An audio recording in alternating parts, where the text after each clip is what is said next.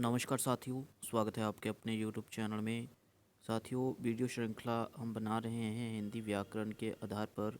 ETT second paper की तैयारी कर रहे हैं तो आपके लिए वीडियो बहुत ज़्यादा लाभदायक सिद्ध होने वाली है। तो मास्टर कैडर के दृष्टिकोण से भी जब वीडियो बहुत लाभदायक सिद्ध होने वाली है यदि आप हिंदी मास्टर कैडर के भी तैयारी कर रहे हैं। तो अधिक समय लेते हुए वीडियो स्टार्ट करते हैं।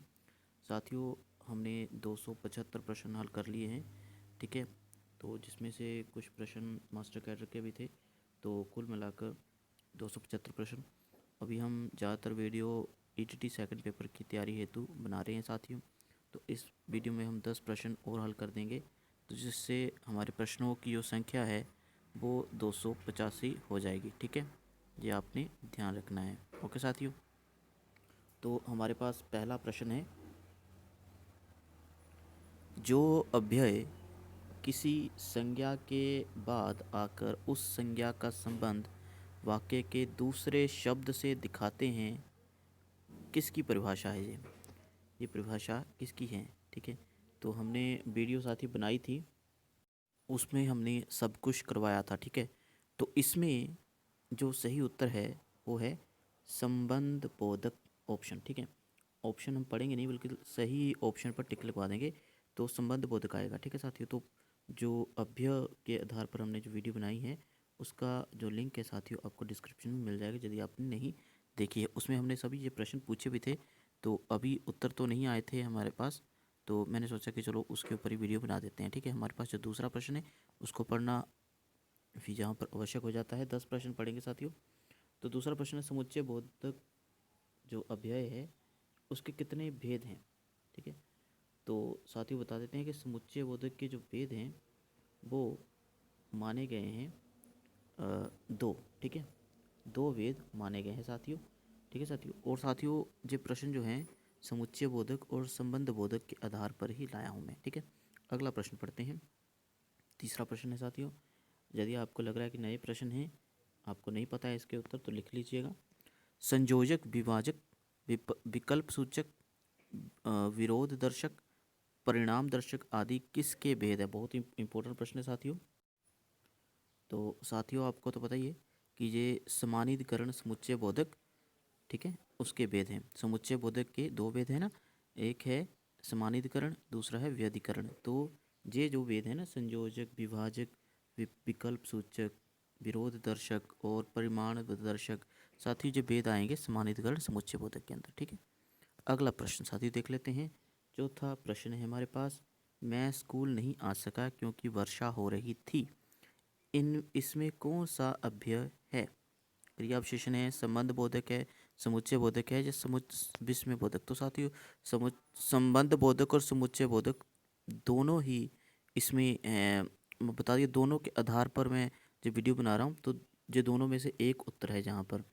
तो साथियों सही उत्तर आएगा जहाँ पर समुच्चय बोधक, ठीक है। साथियों पांचवा प्रश्न है, अविकारी शब्द कौन से हैं। तो अविकारी शब्द आपको तो पता ही है, अव्यय होते हैं, संज्ञा सर्वनाम विशेषण जो विकारी शब्द होते हैं। छठा प्रश्न है साथियों, कौन सा शब्द अव्यय का भाग नहीं है। तो कौन सा भाग नहीं है अव्यय का, वो है क्रिया, ठीक है। ये भाग नहीं है। क्रिया विशेषण, समुच्चय बोधक, संबंध बोधक, विस्मयादि बोधक और निपात, ये तो अव्यय के ही भाग होते हैं। साथियों सातवें प्रश्न पर पहुंच चुके हैं। सातवां प्रश्न है, वह दुकान पर खड़ा है, वाक्य में कौन सा अव्यय है। तो वह दुकान पर खड़ा है, इसमें साथियों बता देता हूँ कि इसमें क्रिया विशेषण है। अभी आप बोलोगे कि समुच्चय बोधक और संबंध बोधक के आधार पर प्रश्न ला रहा था मैं, तो साथ ही बीच बीच में ऐसे प्रश्न आ जाते हैं, ठीक है।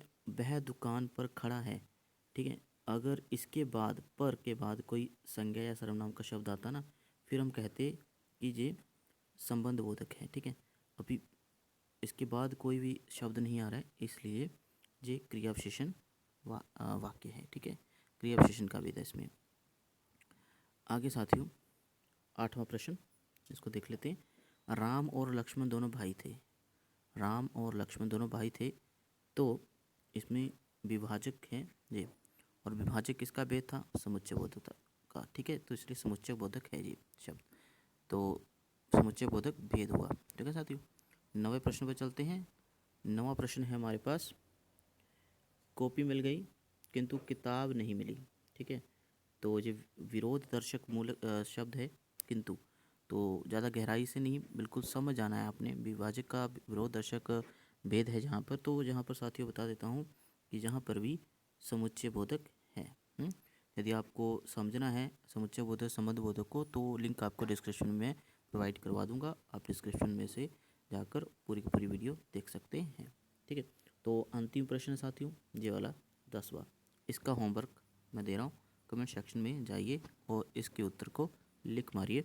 ठीक है जी, ये आपने उत्तर देना है। व्यधिकरण समुच्चय बोधक के कितने भेद हैं, तो यदि आपने वीडियो को देखकर उत्तर देना है तो वो भी ठीक है, यदि आता है तो जल्दी से इसका उत्तर दे दीजिएगा। तो मिलते हैं अगली वीडियो में, तब तक अपना ध्यान रखिए साथियों। हमने 285 प्रश्न हल करवा दिए। ठीक है, अगली वीडियो में और सारे प्रश्न भी लाएंगे, तो तब तक अपना ध्यान रखिए, सुरक्षित रहें, धन्यवाद।